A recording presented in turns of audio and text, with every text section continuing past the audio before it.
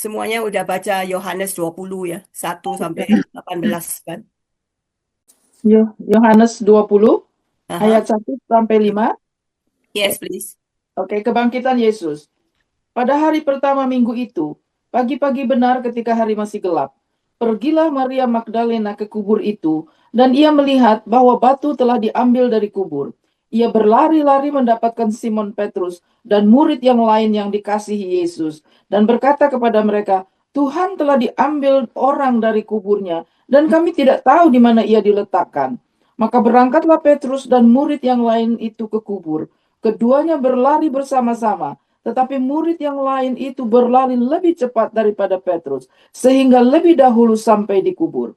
Ia menjenguk ke dalam dan melihat kain kapan tergeletak di tanah. Akan tetapi ia tidak masuk ke dalam. Mhm. Thank you, Mel.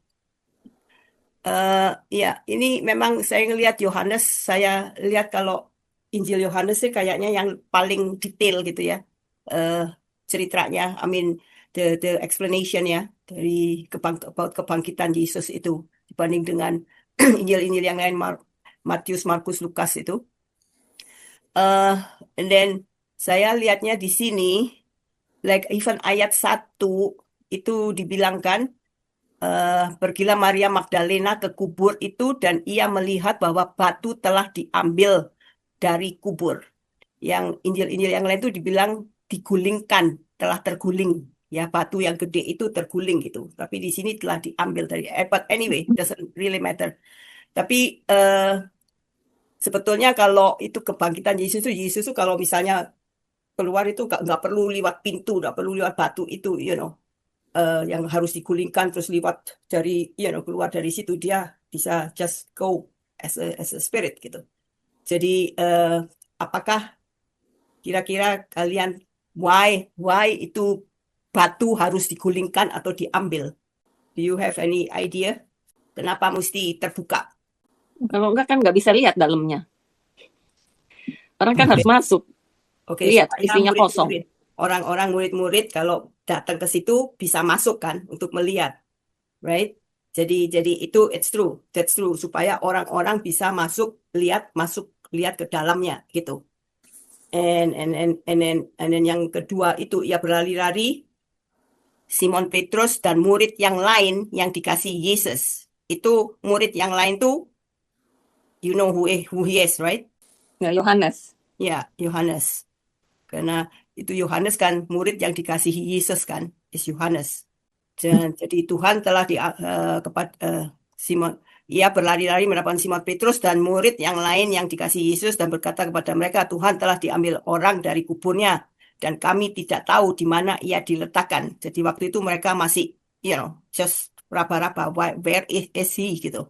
Terus nomor 3, maka berangkatlah Petrus dan murid yang lain itu ke kubur.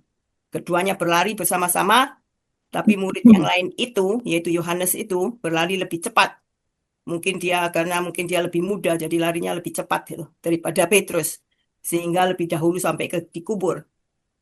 Ia menjenguk ke dalam dan melihat kain kapan tergeletak di tanah, akan tetapi ia tidak masuk ke dalam. Jadi itu just ceritanya gitu. At least kalian bisa bayangin ya. Jadi Petrus sama Yohanes yang lari keduluan ke di situ, ke kubur. And then Yohanes yang sampai duluan gitu, di kubur. Oke, let's continue ayat 6 sampai 10. Siapa yang mau baca? Ya. Maka datanglah Simon Petrus juga menyusul dia dan masuk ke dalam kubur itu. Ia melihat kain kapan terletak di tanah.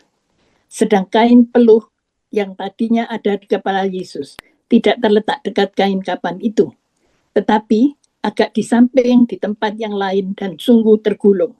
Sudah. Maka masuklah juga murid yang lain yang lebih dahulu sampai di kubur itu, dan ia melihatnya dan percaya.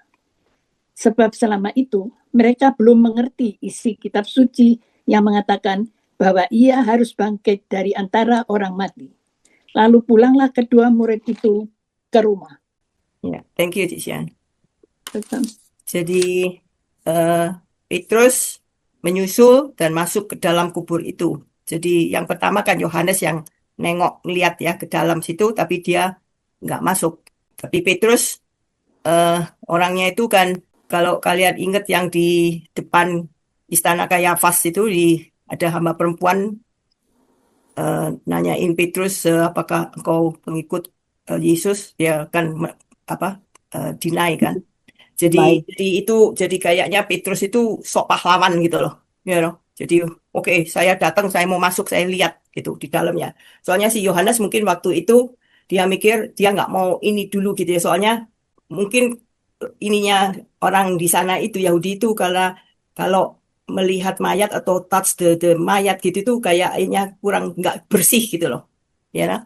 Jadi makanya tapi si Petrus langsung masuk aja gitu ke dalam kubur itu. Di sini saya ngelihatnya ya, di ayat 6 dan 7 itu, si Petrus itu orangnya, jadi Petrus itu masuk ya, melihat, merenungkan, mengamati, meneliti, ya. Karena dia melihat kain-kain itu masih utuh, tidak robek kan. Si Petrus itu ngambil kesimpulan orang kalau waktu di zaman dulu itu kalau itu apa dimakamkan kayak gitu itu dikasih rempah-rempah itu ininya linennya itu jadi kaku gitu loh. Jadi dia mengambil kesimpulan jadi rempah-rempah itu membuat kain kafan itu keras seperti mami gitu. You know. Jadi kayaknya dia meneliti itu kayaknya menguap gitu tubuh Yesus itu. Tapi di ayat yang ke ini si Yohanes, mana yang ada tulisan percaya itu. Ayat 8. 8. Maka masuklah juga murid yang lain, jadi Yohanes yang lebih dahulu sampai di kubur itu dan ia melihatnya dan percaya. Ya loh. Jadi itu karena mungkin Yohanes itu karena dia tuh dekat dengan Yesus juga ya. Jadi he feels he believes gitu loh. Jadi apa yang terjadi, tapi yang lain-lainnya itu masih blurry juga gitu loh. Kok ki- tentang kebangkitan Yesus itu mereka itu masih belum benar-benar nyata di dalam pikiran mereka itu.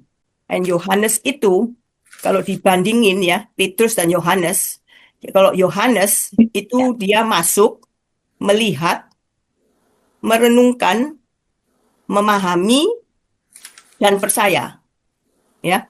Tapi kalau Petrus itu dia masuk, melihat, merenungkan, mengamati, meneliti, gitu. Itu you get it? Jadi Yohanes itu percaya, tapi Petrus masih merenungkan, masih meneliti. Lah kalau kita, what do you think in yourself gitu loh. Like kita ini yang mana? Are you Yohanes? Imannya itu sampai di mana? Di Yohanes or Petrus? So you can think of yourself. Kita belajar misalnya firman Tuhan, right? Atau melihat Tuhan, bisa kita masuk mempelajari firman Tuhan, dan itu langsung terus kita percaya, atau kita membaca firman Tuhan, mesti ditelitiin dulu, mengamati dulu, minta sign dulu atau apa. So which one are you gitu, you know? Apa kita percaya kayak Yohanes atau kayak Petrus? So you can answer that yourself, you know. Apakah which category are you in? Iman kamu seberapa jauh gitu. Dan juga kita sebagai itu juga kalau kita misalnya percaya gitu ya, kita mau merenungkan gitu ya, and melakukan. Ada memang kita bisa membaca firman terus melakukan. Oke, that's good, you know. Tapi apakah kita ini melakukannya itu benar-benar melakukannya itu, gitu loh. Kayak misalnya dengan contohnya hal mengampuni. Hal mengampuni itu kan di Bible dibilangin di mana itu? Matius ya, Matius 18. Mengampuni 70 kali 7 kali, ya. Benar-benar kalau misalnya disakitin orang, kita itu sudah bisa mengampuni sampai sekian, gitu. Atau contoh lain mungkin, apakah kita hanya mengumpulkan harta di dunia ini, ya, you know, di Matius 6, 19 sampai 24 itu. Jadi cuma hanya mengumpulkan harta terus di bumi ini, tidak, you know, ingat, you know, yang di luar sana tidak ingat Tuhan. Jadi melakukan kita harus membaca itu dan melakukannya gitu ya dengan sungguh-sungguh gitu. Ya, itu contoh dari Petrus and Yohanes. So far ada pertanyaan nggak, Kak? Ada pertanyaan mungkin Inge atau Sun Young bisa jawab sampai ayat. Ada pertanyaan nggak itu? Tambahan aja itu. Mhm. Eh, itu Yohanes itu klik ya. Orang kalau waktu Petrus masuk, dia nggak ngerti. Dua-duanya nggak ngerti. Dia Mhm. bangkit gitu. Tapi sudah dibilangin sama Tuhan Yesus dari dulu kan. Nah, Mhm. cumanya dia ini sekarang waktu Yohanes masuk, itu dia ngeliat klik gitu loh. Klik, dia ngerti sekarang gitu. Kalau Petrus belum klik gitu. Sering kan kita gitu baca Alkitab, baca Alkitab. Nah, itu Ya, ya itu klik kayak Mbak dibilang tuh apa kamu tadi bilang bedanya mengerti ya tadi ya. Ya. Ya, itu. Jadi di situ dia ngerti gitu. ya. Dan yang interesting juga kan Petrus sama Yohanes kan lari. Petrus duluan, terus Yohanes belakangan. Petrus masih nggak ngerti, Yohanes ngerti kan. Mhm. Itu jadinya kayaknya kita sebagai orang Kristen yang belajar Alkitab tuh sering kali banyak orang udah lama tapi yang baru bisa lebih dulu gitu loh ngerti. Hmm. Itu sering kali gitu. Ini Yohanes kan gitu kan, dia kan baru sampai terus klik gitu. Ya Ya, itu aja so, itu. Yang Ya. tadi kamu bilang meneliti, itu iya benar juga itu kayak klik Ya, di situ. Ya, jadi Yohanes itu masuk, melihat, merenungkan, memahami, langsung percaya. Ya itu klik di situ. Ya. Kalau yang ini kan nggak klik. Ini terus masuk, melihat, merenungkan, mengamati, meneliti lagi. Ya. Jadi belum percaya. Gitu loh. Nah itu makanya itu between those two, which one are you gitu loh. Jadi ya kita bisa jawab sendirilah tentang itu.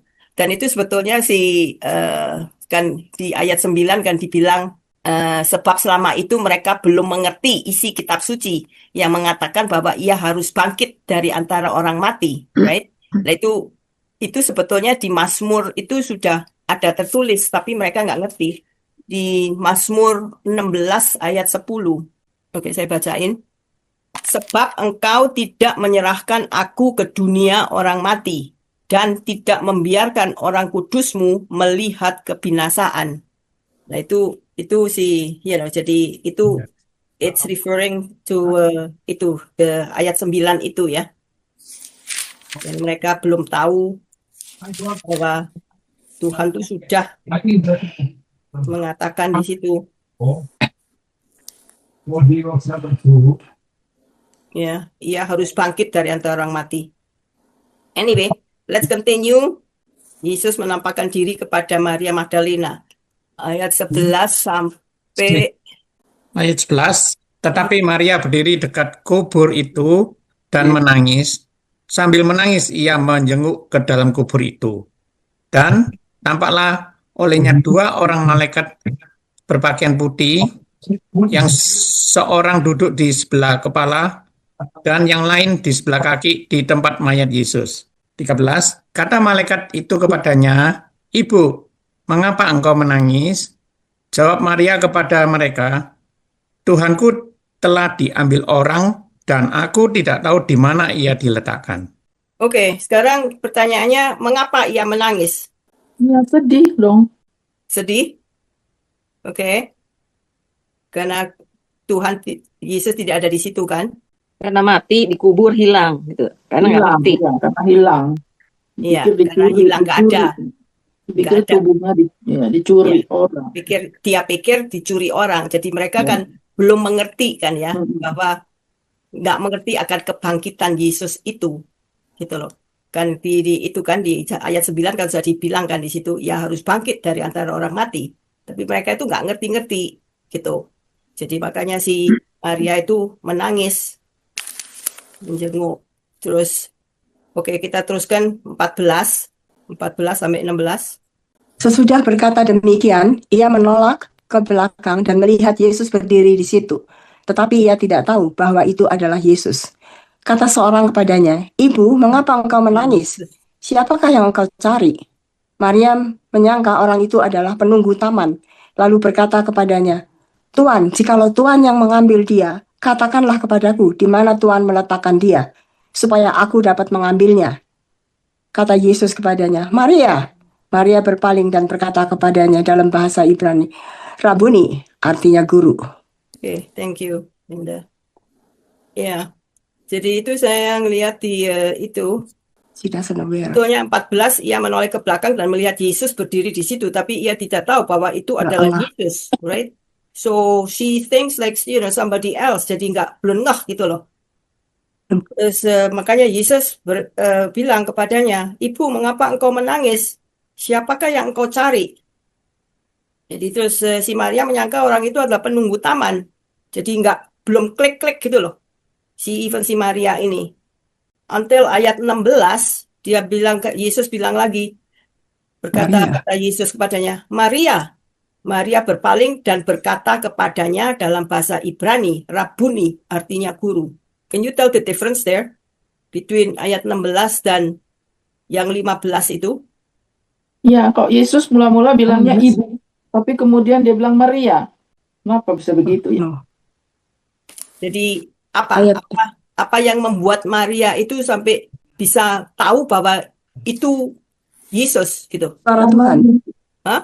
Suara Namanya Tuhan. dipanggil, mungkin namanya dipanggil secara Iya, betul. spesifik, right? Iya. Jadi itu karena Maria Personal relation. recognize the His voice. voice of God, of Jesus, you know. Ya, yang pertama itu kan Yesus cuma bilang, "Ibu, mengapa engkau menangis?" Mhm. Tapi yang 16 itu dia bilang, "Maria." Jadi, jadi dia baru klik si Maria itu. Oh, it's Jen Rabuni, you know, it's Jesus who called her. Gitu, baru dia sadar. Kadang-kadang kita ini ya gitulah ya. Sometimes we don't nggak sensitive enough gitu loh, bahwa Tuhan itu selalu ada ya beserta kita, you know. Tapi we are not sensitive enough gitu. Jadi jadi kadang-kadang itu ini aja di ayat mana itu kan Maria bilang kita bisa mengambil dia, katakan bahwa di mana Tuhan diletakkan dia supaya aku dapat mengambilnya. You think Maria akan ngambil mayat gitu aja diangkat, you know? Kan mayat itu kan berat sekali, you know, karena dia itu emosi, jadi mau di mana dia, I will take it gitu loh. Jadi mau diangkat gitu loh sendiri gitu. Jadi it's karena dia emosi. Jadi kadang-kadang kita itu juga gitu. Kita kadang-kadang jangan terlalu emosi. Kalau emosi itu ya itulah kita bisa nggak karuan bikin decision tuh ngawur gitu loh. So that's why we have to really listen to him, you know, and how he wants you to do what the direction apa yang dia kehendaki gitu. Oke, sekarang ayat 17. 17 kata Yesus kepadanya, "Janganlah engkau memegang aku, sebab aku belum pergi kepada Bapa. Tetapi pergilah kepada saudara-saudaraku dan katakanlah kepada mereka bahwa sekarang aku akan pergi kepada Bapakku dan Bapamu, kepada Allahku dan Allahmu." Maria Magdalena pergi dan berkata kepada murid-murid, "Aku telah melihat Tuhan," dan juga bahwa dia yang mengatakan hal-hal itu kepadanya. Janganlah engkau memegang aku. In the English itu don't cling on me gitu. Jadi itu maksudnya itu kita harus berhenti waktu melakukan segala sesuatu tuh jadi I know reaksi dari Maria itu tahu kalau itu Jesus Rabuni, dia maunya itu she wants to be with him the whole time kan, you know. And dia pikir, ada di ayat mana itu? Dia pikir bahwa this is the second coming of the Lord. Waktu itu si Maria itu mikir gitu, you know. Jadi she wants to be, dia mau tuh benar-benar bersama Tuhan selalu gitu loh. That's why jangan Tuhan bilang jangan memegang aku kan, sebab aku belum pergi kepada Bapa. So and tujuannya Bapa Yesus itu supaya si Maria itu bisa spread the gospel or spread the news itu ke murid-murid yang lain dulu gitu loh. And biarlah Yesus itu bisa pergi ke Bapa untuk soalnya dia kan belum dia bilang kan, tetapi pergilah kepada saudaraku dan katakanlah kepada mereka bahwa sekarang aku akan pergi kepada Bapakku dan Bapamu, kepada Allahku dan Allahmu. Ya, di sini ada yang bilang jangan memegang aku itu karena kalau Maria menyentuh seakan-akan Yesus itu menjadi najis. Maria itu tidak mau kehilangan Yesus. Karena, ya itu as I said, this is Jesus' promise, the second coming. But intinya amanat agung itu actually jangan jangan kita ini asyik menikmati hadirat Tuhan sendiri, jangan asyik menikmati berkat Tuhan, berkat ini sukacita, tetapi kita harus pergi beritakan bahwa Tuhan itu sudah bangkit dari kematian, gitu ya, kepada to all the people. Jadi kita jangan hanya menikmati, okay, I'm good, you are all your own gitu, tapi we have to spread the gospel gitu. That's why Tuhan mau Maria itu mengatakan kepada the other brethren, to the other disciples, untuk kasih tahu bahwa Tuhan Yesus itu telah bangkit gitu. You know, so that's our task untuk kita menjadi saksi-saksi Tuhan juga gitu. Jadi Jesus and Mary itu waktu itu ada mempunyai tugas yang penting gitu ya. Jadi Jesus harus pergi ke Bapa dulu, and then from there dia akan menurunkan or send the Holy Spirit to the world gitu. And in the meantime si Mary harus spread, menjadi saksi-saksi Tuhan, spread to the other disciples, and untuk kita spread the gospel. I think that's about it. Yang mungkin yang lain ada yang mau nambahin. Kalau saya tadi ada pertanyaan dari Medi, memilih Yohanes, Petrus, atau Maria. Saya pilih tiga-tiga. Semua ada kebagusan. Kalau nggak sedih, karena ini kan kejadiannya berapa abad yang lalu, ya lucu juga dong, Yesus mati nggak sedih, ya kan? Jadi kita mesti punya juga perasaan. Tapi kalau si Petrus, orangnya semangat. Tapi gitu, kalau pelayanan nggak selamat, nggak semangat juga nggak bagus. Saya kepengen juga semangat. Nah kalau Yohanes, dia orangnya itu kan selalu mencintai Yesus. Nah kita juga harus begitu. Jawaban saya tiga-tiganya. Jadi di Bible itu kalau menurut saya, 3 orang itu di sini satu contoh yang bagus yang kita bisa melihat dari cerita itu. Hal cerita yang besar soal pasal ini yang saya bisa bilang, kayak hal yang penting kejadian ini di pasal ini. Jadi satu yang untuk kehidupan kekristenan kita, yaitu kita harus tahu bahwa kebangkitan tubuh Yesus itu kejadiannya hari apa ini? Hari Minggu. Dan juga hari pertama, Minggu hari pertama kan, kalau di Bible itu, kita sering ke gereja. Pelajarannya kita juga ke gereja kan bukan hanya mikirin, kata Pastor Lius suka bilang, waduh makan apa habis pulang dari gereja. Enggak gitu. Kita mengingat akan kematian Yesus yang menyelamatkan kita. Kita harus selalu membayangkan itu. Itu bagus semuanya. Dan kita juga bisa nggak sedih, tapi kita ke gereja masuk sedih. Maria kan sedih. Tapi begitu dia klik, nah itu kita mesti bilang, oh ya kita sukacita selalu. Itulah aplikasi yang saya lihat dari cerita-cerita itu sih, sangat penting lah untuk kekristenan orang-orang juga. Bahwa kebangkitan ini kan sesuatu acara yang besar dan pertama kali pada hari itu ditunjukkan kepada murid-muridnya. Sudah, itu aja. Good, thank you sih. Ya, saya lihat Maria itu ya datang kan bawa rempah-rempah mau ke kuburan Tuhan Yesus. Jadi memang dia nggak ngerti kan, Tuhan Yesus sudah bilangin dia akan bangkit. Jadi dia itu pergi ke situ dengan sungguh-sungguh dari hati yang bersih gitu ya, mau melayani kan. Nah sering kali, tapi salah gitu sebenarnya. Tapi Tuhan itu nggak pernah bilang, aduh kamu ini bodoh gitu. Enggak, dia memberikan penghargaan kepada Maria itu. Maria adalah orang yang pertama yang melihat Yesus bangkit. Itu dia adalah orang pertama. Jadi dia tuh kayak di honor gitu. Dan kalau kita ingat lagi, Hawa dulu di Taman Firdaus, dia kan yang cari gara-gara makan apel duluan kan? Ya kan? Tapi sekarang kita lihat, dia kan perempuan dia. Jadi kayaknya sudah beres gitu. Sekarang Maria adalah orang pertama yang melihat Tuhan Yesus bangkit. Kita juga sebagai orang kita ya, anak-anak Tuhan itu seringkali kita melakukan sesuatu yang penting tuh hati kita bersih.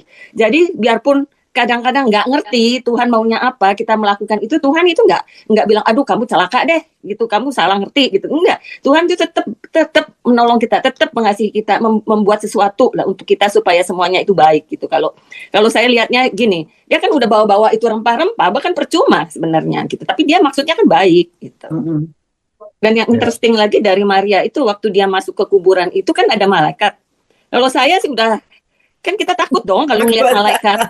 Benar nggak? Dia mah nggak sadar itu malaikat. Nah, Itu sebenarnya kita juga dalam kehidupan kita sehari-hari, kita itu juga harus hati-hati ya, karena kita juga tidak tahu kapan kita ketemu malaikat dalam kita.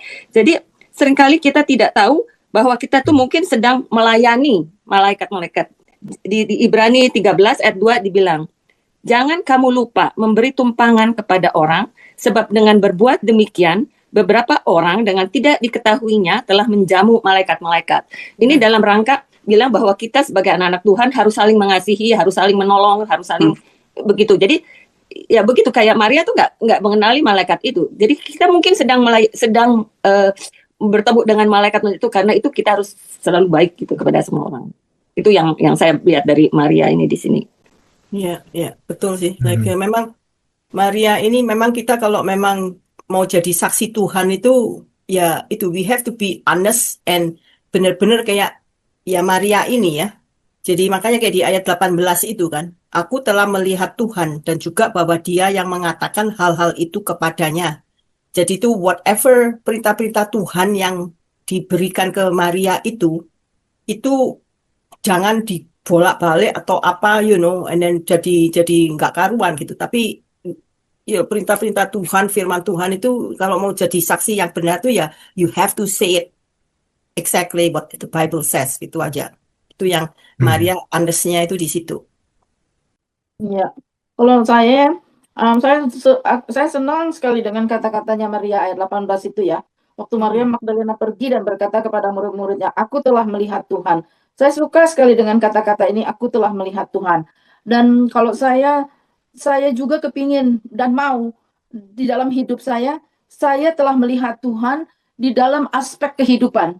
My personal life ya. Maksudnya di dalam aspek kehidupan kita itu kan kadang bisa ups, kadang bisa downs. Kadang we are on the mountain, sometimes we are in the valley. Tapi di dalam setiap aspek kehidupan itu, biarlah saya pribadi juga melihat Tuhan gitu, melihat campur tangannya, melihat kasihnya, melihat Dia. Jadi kalau dan juga firman Tuhan yang kita baca ini bukan hanya sekedar tulisan, tetapi biarlah itu dia menjadi hidup. Kalau saya ngelihatnya begitu. Kebangkitan itu penting ya, karena Tuhan Yesus disalib itu Dia menanggung dosa kita. Tuhan Yesus itu bangkit. Kalau cuma Dia disalib terus mati terus nggak bangkit, ya udah Dia cuma menanggung dosa, so what gitu ya. Tapi dia harus bangkit. Jadi Dia itu menunjukkan bahwa betul-betul dosa kita tuh sudah di pembayaran lunas. Resitnya itu Dia bangkit gitu. Dan kalau Dia bangkit, kita juga pasti akan dibangkitkan gitu. Sebab kalau enggak ya Dia mati ya.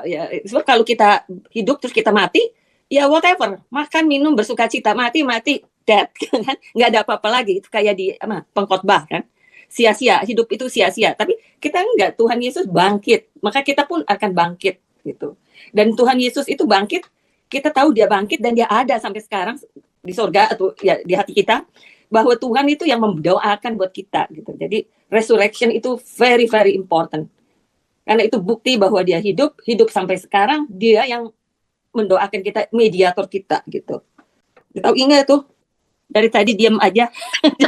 Dia sedang observe dan mengamati. Lagi diresepin kata-kata kalian, bagus semua. Terima kasih.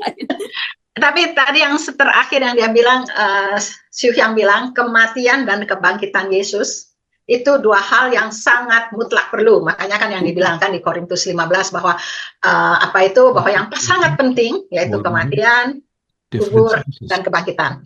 Jadi ada yang bilang kalau mau melihat itu tuh kematian Tuhan Yesus itu adalah ultimate demonstration of the love of God. Di mana itu jadi payment-nya. Kan Yesus sebelum mati kan bilang kan, it is finished, paid in full. Jadi itu payment-nya. Tapi resurrection itu adalah ultimate demonstration of the power of God. Nah, itu tuh kayak receipt-nya.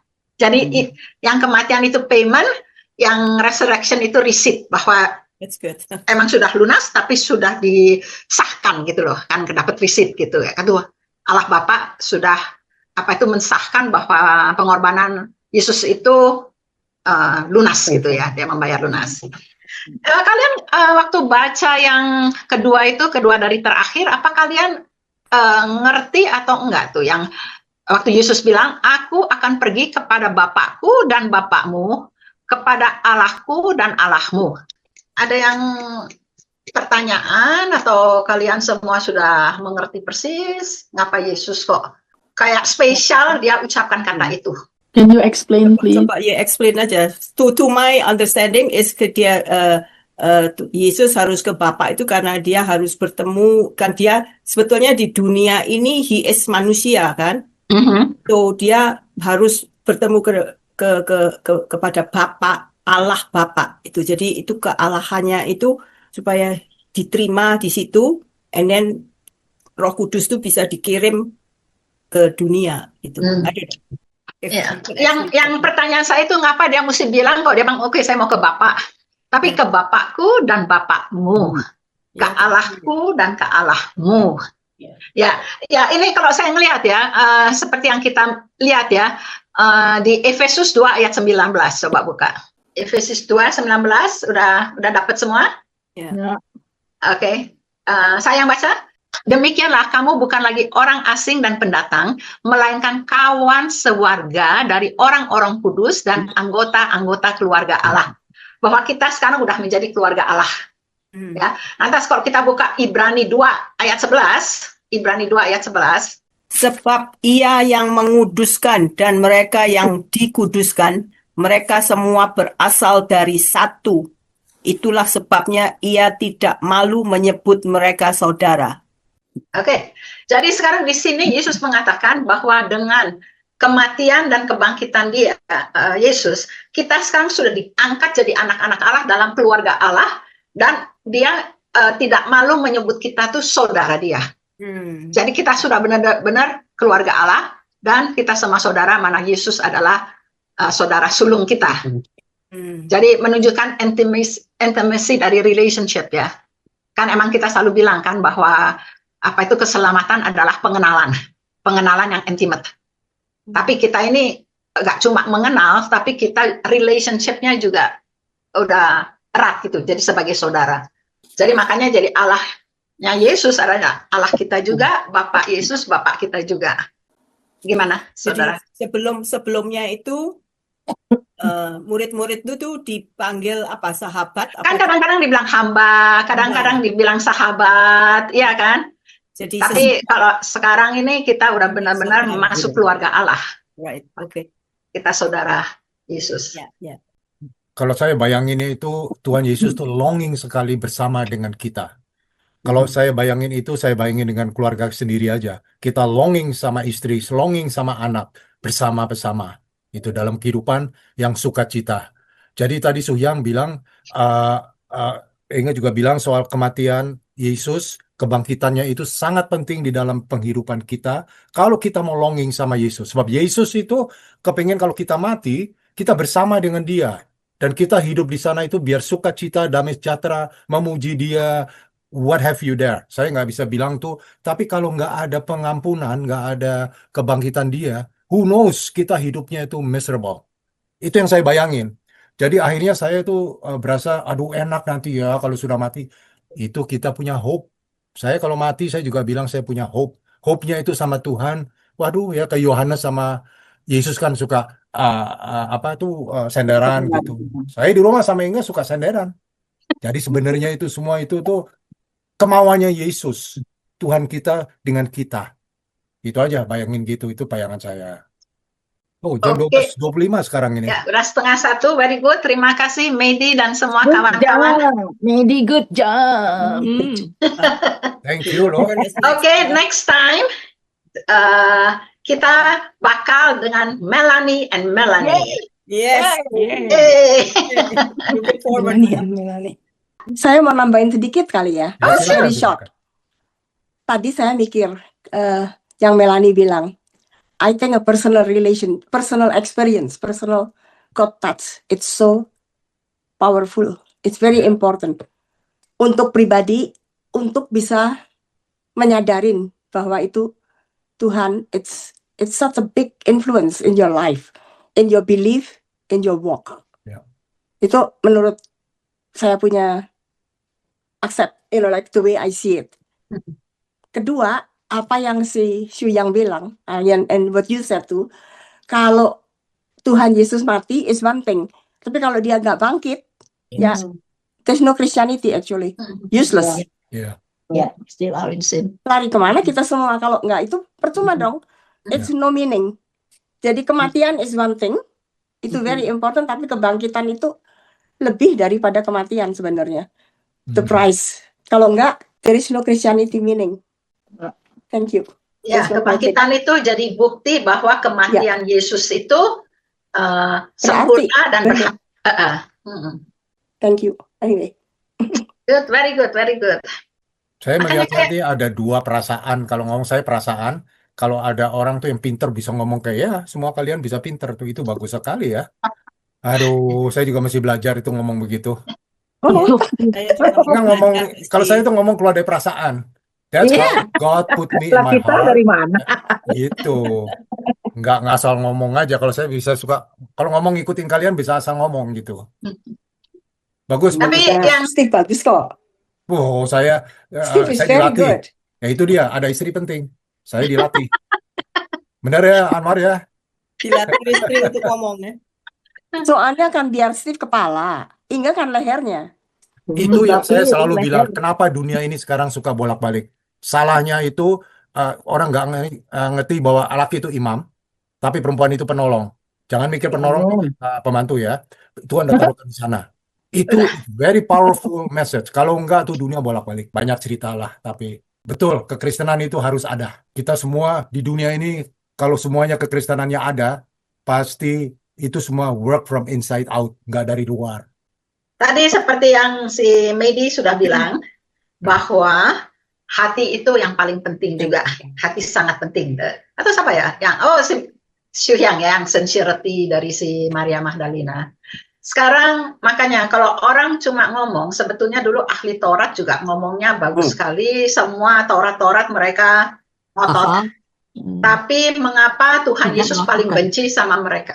Dan mereka tidak melakukan apa yang mereka katakan. Dan mereka nggak sincere, sebab yang mereka katakan itu, makanya saya suka bilang, orang kalau ngomong itu berdasarkan dia mau dapat vote, atau dia mau ini, atau emang dia sincere sama Tuhan itu percaya. Yes. I just want to say like pengenalannya itu harus kita jaga.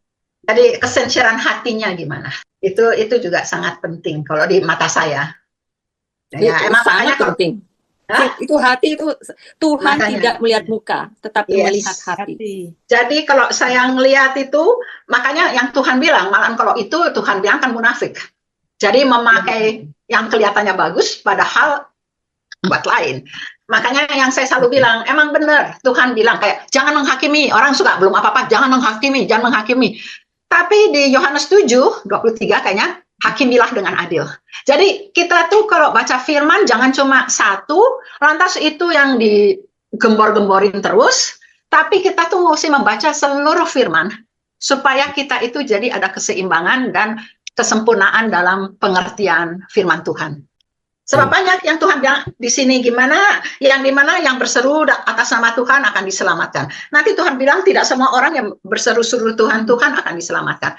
Banyak gitu loh. Jadi makanya bagusnya tuh kita membaca firman. Makanya saya senang dengan kita sekarang baca tiap firman itu kita baca. Jadi kita tuh orang bilang terjadinya heresy itu kenapa? Mereka pakai firman Tuhan. Semua tuh yang yang prosperity gospel itu pakai firman Tuhan. Kalau enggak namanya orang Kristen percaya.